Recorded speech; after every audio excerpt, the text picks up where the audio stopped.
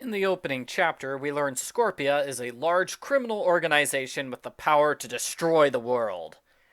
Someone's paying Scorpia 100. Yeah, we don't know who.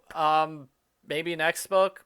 Anyway, some unknown villain is paying Scorpia $100 million to turn England against the United States. They plan to do this by murdering all the children in London in an operation called Invisible Sword. When a board member resigns in protest, they murder him with scorpions. If you haven't figured it out yet, Scorpia are the bad guys. Argofont Book Review, Argofont Book Review. At the end of the previous book, Alex was told his father worked for Scorpia until he was killed by MI6. So now Alex is in Venice trying to figure out what Scorpia is, but he doesn't have any clues. He tries looking in a phone book, and then he wanders around until he happens to see today's culprit riding a speedboat with a scorpion on it. And that's all the clue Alex needs to figure this out. So the culprit is gorgeous. She's Julia Rothman, and she's holding a big costume party. Alex breaks in with the help of his friend Tommy. We're told Alex and Tommy are best friends for years. I don't remember hearing anything about him in the previous books, but I don't care. I'm just glad Alex now has a friend. Alex explores the house, and he overhears the culprits having a top-secret conversation. Mrs. Rothman confirms their plan has a short timeline. Dr. Lieberman works for Constanto Enterprises. He's worried his invention is going to be used for evil. We'll later learn this invention injects poison into children. How does Lieberman think that might be used for evil? That sounds 100% evil, with no good possibilities attached. Alex is attacked by a tiger. Yes, Mrs. Rothman keeps a live tiger in her office. She really shouldn't have left the door to the office unlocked during a big party. I have to imagine somebody died after wandering into this room by accident when they were looking for the bathroom. The tiger draws the attention of Niall. Niall is the number 2 assassin of Scorpia. He continues this series' tradition of a chief underling who's got physical deformities. In his case, his body's covered with random white blotches. They look like splashes of acid. Niall saves Alex from the tiger, only to immediately throw Alex into a different death trap. Alex gets locked in the basement that's about to flood. Alex escapes by going through a pipe in the floor. Alex checks out Constanto Enterprises, which is heavily guarded. It's right next to a cliff, and conveniently, Tom's brother knows everything about cliff diving. So he helps Alex break into the building.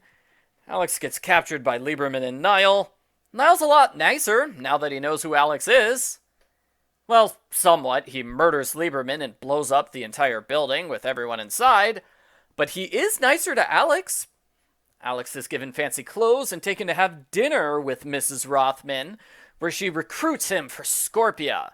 She does make some good points about the way MI6 has exploited him in the past, and how Alex really doesn't deserve to have a reputation for not killing anyone, because he totally murdered 2 culprits in previous books. Rothman tells the story of Alex's father. He was a great soldier, but fell from grace after killing a man in a bar fight. That's when Scorpia recruited him. He became their top agent in 4 months. Being an amazing spy runs in the family, I guess. Dad was captured by MI6. He was part of a hostage exchange, but there was an unexpected double cross, and he was murdered. Video footage shows that Mrs. Jones was the one who gave the order. Oh, and Mom died in some unrelated plane crash. Yeah, Alex's mother is mentioned sort of as an afterthought in this book. The focus is all on Dad. Granted, Dad was a spy assassin who killed 6 people. It makes sense to focus on him, but it's weird that Alex is so obsessed with learning the parent he never met. But there are 2 parents he never met. Maybe Mom is being saved for a future book? I was expecting a big plot twist that Rothman is secretly Alex's mother, but I guess I just have an overactive imagination. Well, Alex is devastated to learn the truth, so he decides to join Scorpia. He's sent to their school for assassins, which is a pretty interesting couple of chapters. The teacher soon realized that Alex can't be an assassin. He's too opposed to the idea of murder. Even when Alex is using practice dummies, he misses on purpose because he doesn't want to hurt anyone. So Scorpia decides to send Alex to kill Mrs. Jones, figuring that he hates her so much he won't hesitate. They're wrong. Alex doesn't want to kill Mrs. Jones. He gets into her apartment just fine, but he stops when he sees she's got kids, and she's got a cute little kitty cat. You wouldn't murder somebody who owns a cat, right? Alex and Mrs. Jones have a conversation. She tells him he's not a killer. He doesn't have to be a killer.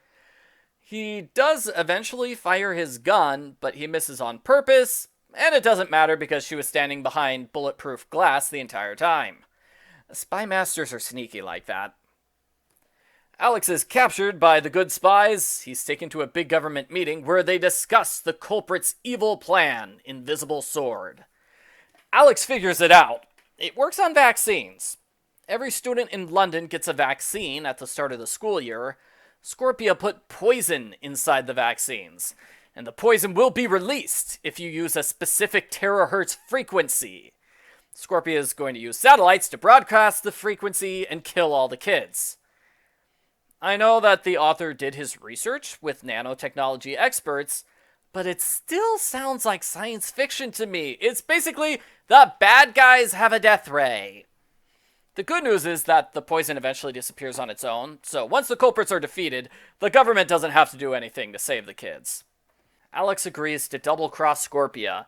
He goes back to them and reveals their secret hideout, an abandoned church where they've got a hot air balloon. They're planning on using the hot air balloon to send the signal throughout all of London.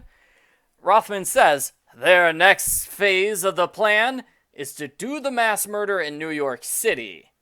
And I know for sure that would never be possible because, unlike London, New York does not do mandatory vaccinations on children. Maybe that's because New Yorkers read this book and they became terrified of vaccine-based death rays which are built into hot air balloons. Rothman realizes Alex is double-crossing them. Too late! The army shows up and they have a big firefight with Scorpia.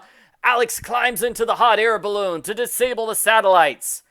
Niall chases after Alex, but Niall is afraid of heights, so Alex is able to defeat him somewhat easily. He steals Niall's sword, and he cuts the gas line. The gas line goes around randomly. It sets everything on fire, including Niall.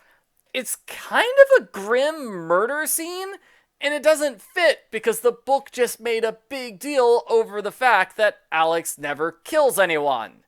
And then he casually murders a man by setting him on fire. It doesn't work to put those two scenes so close together. It's a huge contradiction. You could argue that Alex wasn't trying to kill Niall, he was just trying to cause confusion. Now I can believe that, but the book doesn't explain Alex's thought process. It just says, he cuts the line, Niall dies in the next paragraph. The satellites are all destroyed in the flames. That saves everybody. And as an added bonus, the satellites fall down on top of Rothman, preventing her from escaping. They also kill her, so that brings Alex's body count up to 4. Wow. The spies debrief Alex afterwards, and they tell him the truth about his father. It turns out Dad was not an assassin for Scorpia. He was a double agent for the British, working under deep cover. They faked his death, so that means the double cross was a double cross. Alex leaves the building, and he's shot by a sniper. As Alex collapses, he has a vision of his parents. Maybe they're still alive. If so, does that mean the double cross was a double cross? The end. Post-book follow-up. This was a good book, definitely a solid follow-up to the last one. I saw one person complain the double crossing was overdone. MI6 flip-flops between being the good guys and the bad guys about every 5 chapters or so. As Alex notes, they really should have told him the truth from the start instead of letting him think they're villains for most of the book. I agree with that, but on the other hand, this was a good book. I really liked the segment where Alex becomes an enemy spy. It was super neat. Not to mention super dramatic. And it fits Alex's personality well, because he's a reluctant spy who never liked MI6 to begin with. The first part of the book frustrated me because Alex didn't mention his father when asking about Scorpia. There were places where Alex should have mentioned his dad to get access to Scorpia. Instead, he goes about it in the most suspicious and dangerous way possible. There are 3 clues about the culprit's plan. The first 2 are a cold chain and a room full of eggs. I wondered if any readers figured out the culprit's plan based on those clues. I never would have figured out the connection between them. The third clue is a shot in the arm, which is a bit more direct, but it's still obscure enough to remain a mystery for most readers. I'd say the book does a good job setting up for the big revelation while still keeping it a secret. Overall, this was a good book where Alex learns the truth about his father and temporarily becomes a villain before saving the world again.